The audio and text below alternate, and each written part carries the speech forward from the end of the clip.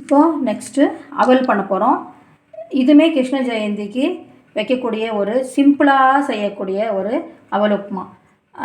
ஆக்சுவலாக கடவுளுக்கு வந்து நம்ம எந்த அளவுக்கு சிம்பிளாக வைக்க முடியுமோ அந்த அளவுக்கு சிம்பிளாக தான் வைக்கணும். இது வந்து அவலை வந்து நல்லா 1/4 கிலோ அவல் எடுத்திருக்கேன். இதை நல்லா கழுவியாச்சு, 2-3 டைம் கழுவிட்டேன். இப்போ வந்து இதில் வந்து இதுக்கு தேவையான உப்பு சேர்த்துக்கலாம். 1/4 கிலோவுக்கு ஒரு இருங்கண்ணா 1/4 ஸ்பூனா 2 டைம், மொத்தமாக இந்த ஸ்பூனில் 1 ஸ்பூன் உப்பு இதில் சேர்த்துருக்கேன். சேர்த்துட்டு இப்போ வந்து தண்ணியை இது வந்து கொஞ்சமாக இதில் விட்டு நல்லா ஊற வச்சிடலாம். கழுவுறதுலேயே கொஞ்சம் ஊறி இருக்கும். இப்போ இதை ஊற வச்சுட்டு நெக்ஸ்ட் அப்படியே செய்ய ஆரம்பிச்சிடலாம். இப்போ வந்து நம்ம ஃபஸ்ட்டு ஸ்டவ் பற்ற வச்சுட்டு அப்படியே செஞ்சிட வேண்டியதுதான். ஒரு 10 மினிட்ஸில் ரெடி ஆகிடும். இதுக்கு தேங்காய் மட்டும் நான் துருவி ரெடி பண்ணி வச்சாச்சு. தேங்காய் துருவி ரெடி பண்ணி வச்சுருக்கேன். ஒரு 4 டேபிள் ஸ்பூன் அளவுக்கு தேங்காய் துருவி வச்சாச்சு. இப்போ நான் வந்து தேங்காய் எண்ணெய் தான் இப்போ விட்டுட்ருக்கேன். இதில் தேங்காய் எண்ணெய் போட்டு செஞ்சு ரொம்ப நல்லாயிருக்கும். தேங்காய் எண்ணெய் விட்டுருக்கேன். தேங்காய் எண்ணெயும் ஒரு 3 டீஸ்பூன் அளவுக்கு விட்டுருக்கேன். இதில் வந்து கடுகு போட்டாச்சு. அது வெடிக்க விட்டுட்டு கொஞ்சம் வெடிக்கட்டும்.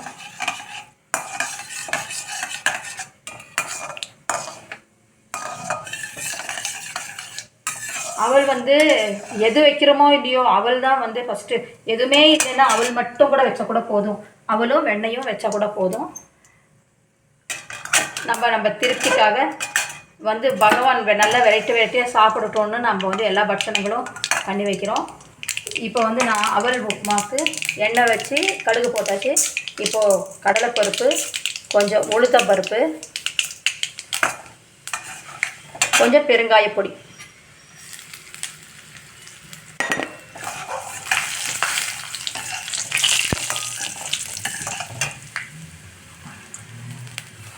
பெருங்காயப்பொடி போட்டாச்சு. கொஞ்சம் ஓரளவுக்கு கொஞ்சம் நல்லா சவக்கட்டும். ரொம்ப அருமையாக இருக்குது. தேங்காய் மட்டும் போட்டு செய்யக்கூடிய அவல் உப்புமா. நல்லா அவலை கழுவிட்டு அதுக்கப்புறமா நம்ம கொஞ்சம் தண்ணி அதில் சேர்த்து வச்சிட்டோம்னாக்க இப்போ நம்ம வந்து அப்படியே எடுத்து பிழிஞ்சு போட போகிறோம். அவ்வளோ சூப்பராக இருக்கும் இது சாப்பிட்றதுக்கு. செவந்துட்டே இருக்குது. இப்போ வந்து பச்சை மிளகா ஒரு 3 பச்சை மிளகா ஆட் பண்ணியிருக்கேன். அதில் பச்சை மிளகா ஆட் பண்ணியாச்சு. கொஞ்சம் கருவேப்பிலை,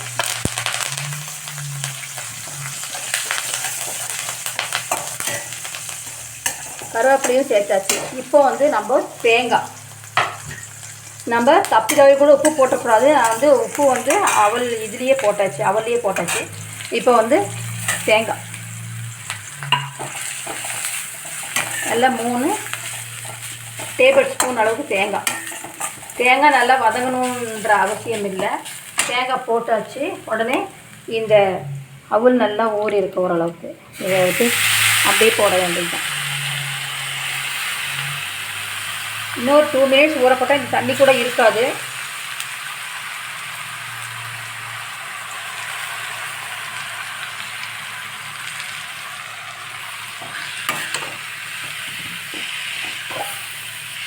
இது ரொம்ப நல்லாயிருக்கும் சாப்பிட்றதுக்கு. ஒரு மாதிரி அருமையாக இருக்கும் டேஸ்ட்டு.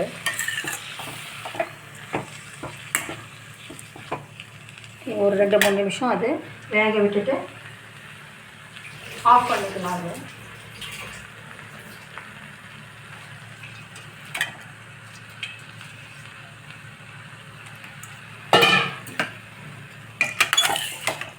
ஸ்டவ் கொஞ்சம் பெருசு பண்ணிவிட்டு நல்லா உதிராக ஆகிடும் ஒரு 2 மினிட்ஸ்லேயே.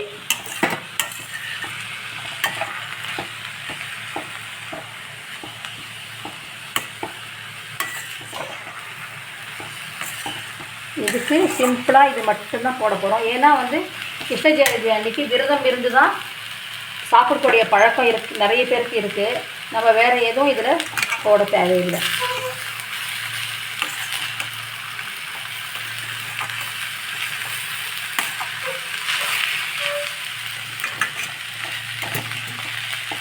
அதுதான் 2 நிமிஷம் இந்த தண்ணி எல்லாம் இதாகிட்டு ஈர்த்துட்டு இது வந்து நல்லா பலபலான்னு ரெடி ஆகிடும்.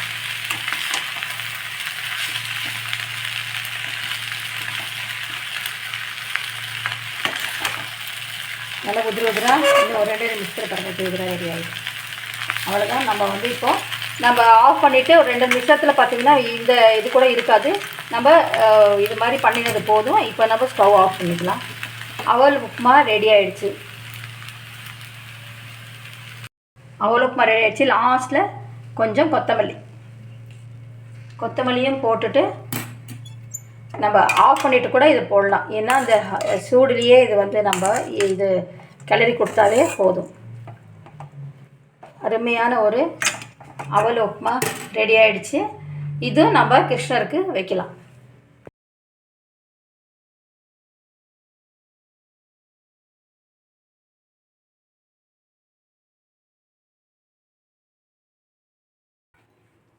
நெக்ஸ்ட்டு முறுக்கு பண்ணலாம்.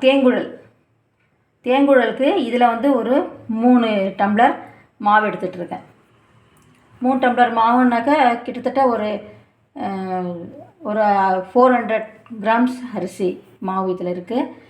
இது வந்து நம்ம வந்து 1 கிலோவுக்கு 1/4 கிலோ உளுந்து சேர்த்து அரைச்ச மாவு. இது உளுத்தம்பருப்பை வறுத்து சிவப்பாக வறுத்துட்டு அரிசியோடு சேர்த்து இது வந்து மெஷினில் கொடுத்து அரைச்சிட்டு வந்திருக்கிற மாவு இது. இதில் வந்து உளுத்தம்பருப்பும் சேர்ந்துருக்கு.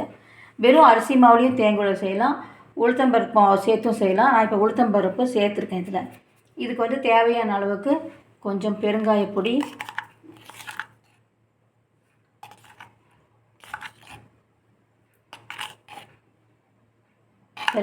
போட்டாச்சு. கொஞ்சம் 1 ஸ்பூன் எள்ளு, கருப்பு எள் போடலாம். நம்ம வெள்ளை எள்ளு கருப்பு எள் எது வேணால் போட்டுக்கலாம். இதுக்கு கொஞ்சம்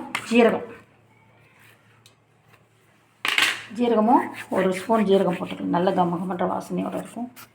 இதுக்கு உப்பு வந்து அதாவது 1/4 ஸ்பூன். நான் இப்போ 3 டம்ளர் அரிசிக்கு 3/4 போட்டுக்கிறேன். உங்களுக்கு பிகினர்ஸ்க்காக புரியறதுக்காக இந்த மாதிரி காமிக்கிறேன். டோட்டலாக இதில் வந்து ஒரு ஸ்பூன், இந்த குட்டி ஸ்பூன் இதில் வந்து 1 ஸ்பூன் உப்பு போட்டுக்கலாம். இதெல்லாம் மிக்ஸ் பண்ணிவிட்டு இதுக்கு வந்து நம்ம வெண்ணெய், நான் இப்போ வந்து வெண்ணெய் தான் சேர்க்க போகிறேன். வெண்ணெய் சேர்த்திங்கனாக்க நல்லா முறுக்கு வந்து நல்லா கிறிஸ்பியாக இருக்கும், சாப்பிட்றதுக்கு நல்லாவும் இருக்கும். அதனால் இப்போ வந்து நான் வெண்ணெய் இதில் சேர்த்துக்கிறேன். வெண்ணெய் இதில் இந்த ஸ்பூனால் 2 ஸ்பூன் நல்லா அருமையாக வரும் முறுக்கு. இதெல்லாம் சேர்த்தாச்சு. உப்பு போட்டாச்சு. மெயினாக உப்பு, எள், வெண்ணெய் எல்லாம் போட்டாச்சு. இப்போ இதெல்லாம் ஒரு கலக்கிட்டு நம்ம இப்போ தண்ணி சேர்த்து பிசைய போகிறோம்.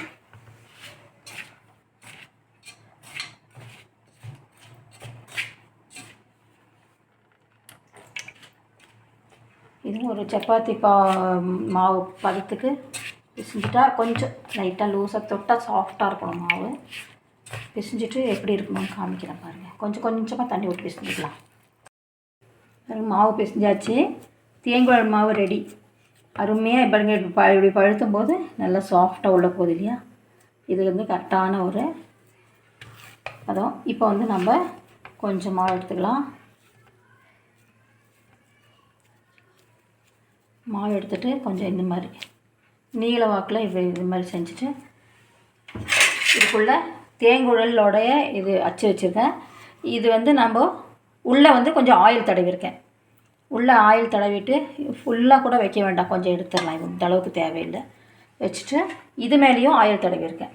இப்போ வந்து நம்ம ஆக்சுவலாக இதில் பிகினர்ஸ்க்கு வந்து உங்களுக்கு நேரடியாக புரியறதுக்கு கொஞ்சம் கஷ்டமாக இருக்கும். அதனால் நம்ம ஃபஸ்ட்டு வந்து இதில் புரிஞ்சிக்கலாம்.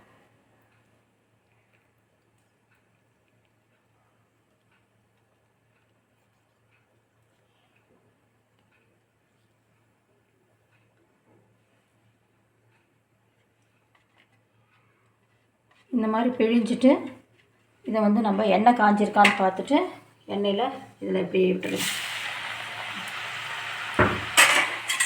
அது மாதிரியே மாற்றி நம்ம இதில்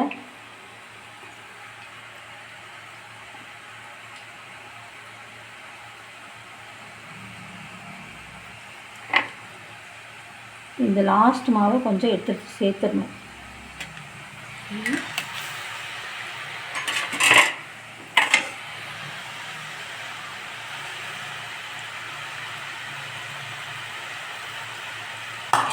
இதில் வந்து அட் டைமில் இங்கே வந்து ஜவ்வரிசி பாயசம் ரெடி ஆகிடுச்சு.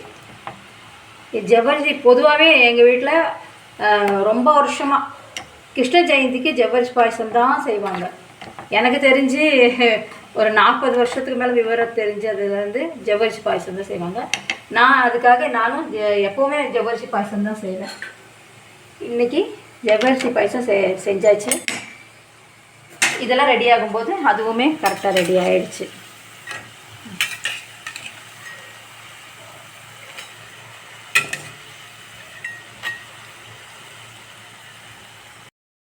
இந்த மாதிரி அப்படியே புழியலாம்.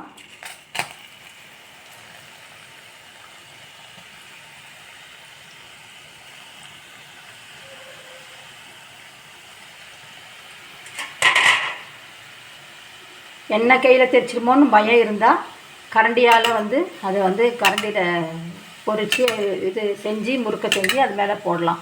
இல்லை அதெல்லாம் கொஞ்சம் பழக்கம் இருக்குது அப்படின்னா டைரெக்டாகவே பிழிஞ்சிடலாம். இதில் கொஞ்சம் வேகட்டும். சலசலப்பு கொஞ்சம் கொஞ்சமாக அடங்கிடுச்சு. நல்லா சூப்பராக வந்திருக்கு. இது வந்து நான் அப்படியே டைரெக்டாக எண்ணெயிலே தான் இது புழிஞ்சது. இன்னொன்று வந்து இதில் புழிஞ்சு வச்சுருக்கேன் பாருங்கள். அடுத்து நெக்ஸ்ட் இது வந்து இதில் புழிஞ்சு வச்சுருக்கேன் பாருங்கள். இது போடலாம். இது மாதிரியே கொஞ்சம் வேக விட்டுட்டு கொஞ்சம் வெந்திருக்குன்னு தெரிஞ்சதுக்கப்புறமா தான் நம்ம திருப்பி விடணும். இல்லைன்னா மாவு எல்லாம் அப்படியே ஒரு மாதிரி எல்லாம் ஒன்று ஒன்றுக்கும் சேர்ந்துக்கும்.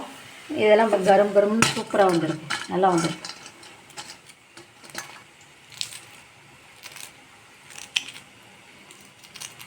நல்ல சவுண்டு, நல்ல டேஸ்ட்டு, கரெக்டாக இருக்குது. உப்பு எல்லாமே கரெக்டாக இருக்குது, நல்லாயிருக்கு.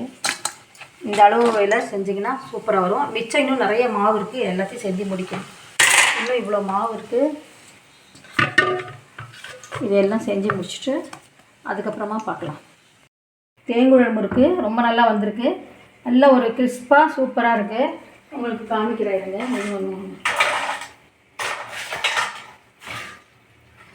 என்னென்ன பாருங்கள். அப்படியே நல்லா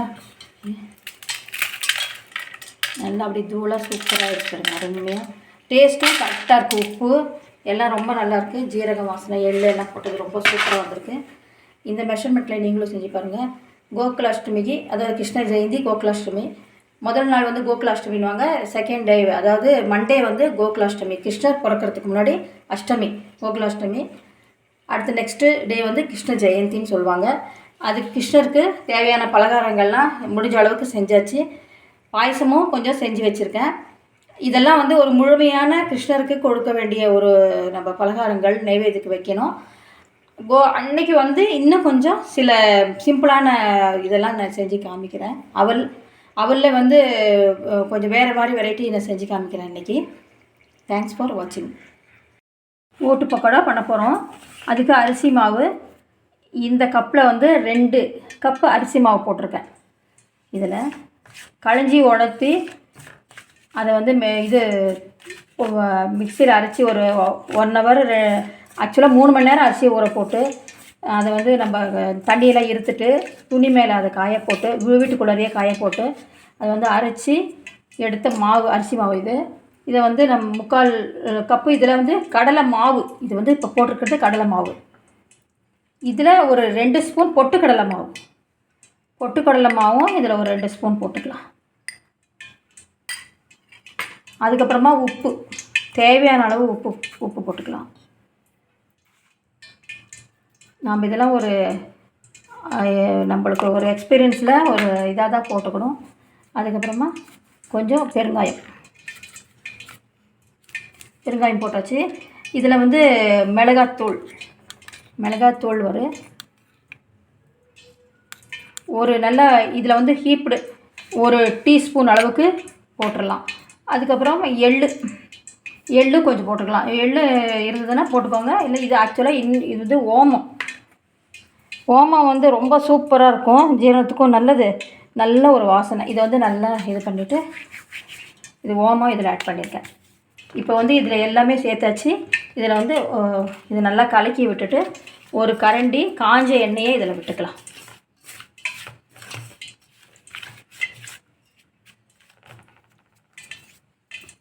இதில் சூடாகிட்டுருக்கிற எண்ணெயில் ஒரு கரண்டி எண்ணெய்,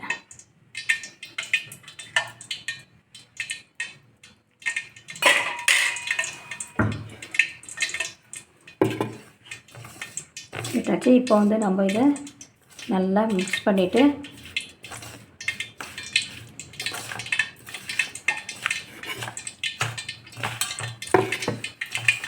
ஃபஸ்ட்டு நம்ம தண்ணி போடுறதுக்கு முன்னாடி மாவில் எல்லாம் சேர்ந்து மிக்ஸ் ஆகிற அளவுக்கு மிக்ஸ் பண்ணிடலாம்.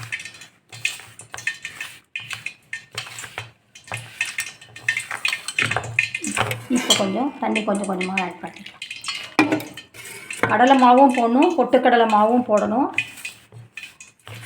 அப்போ வந்து அதிகமாக கடலை மாவு, பொட்டுக்கடலை மாவு வந்து கொஞ்சம் ஒரு 2-2.5 ஸ்பூன் அவ்வளோ.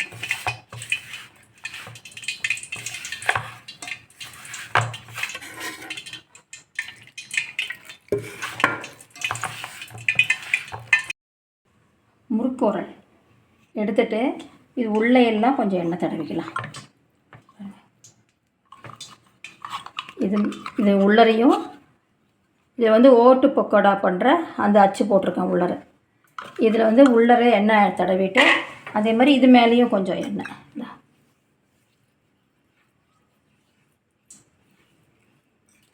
தடவிட்டு கொஞ்சம் மாவு எடுத்துக்கலாம். பாருங்கள், இப்படி கொஞ்சம் லைட்டாக லூஸாக இருக்குது பார்த்திங்களா மாவு.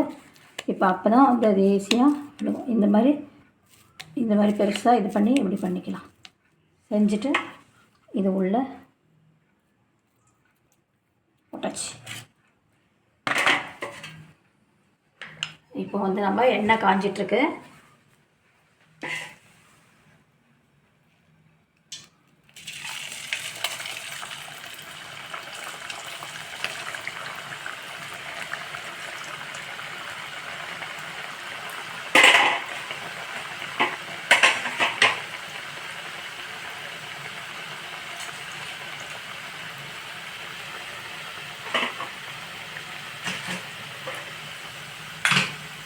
கொஞ்சம் ஒரு நிமிஷம் ஆனதுக்கப்புறமா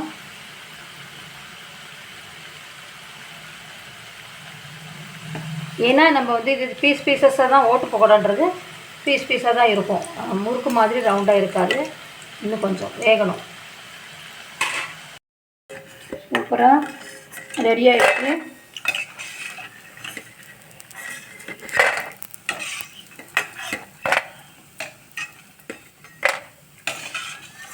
நல்லா கரம்னு ரொம்ப நல்லா பதமாக நல்லா வந்துருக்கு.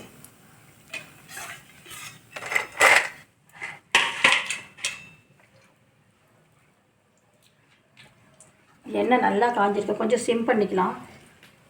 இப்போது திரும்ப பிழிஞ்சு விடுறேன்.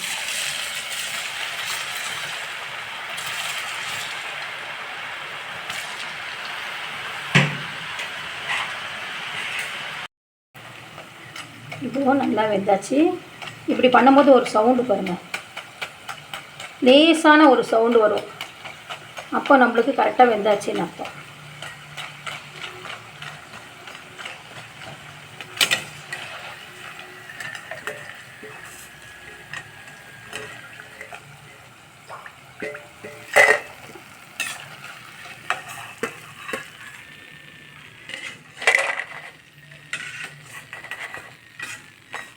இதே மாதிரி எல்லாத்தையும் புழிஞ்சி எடுத்துக்கலாம்.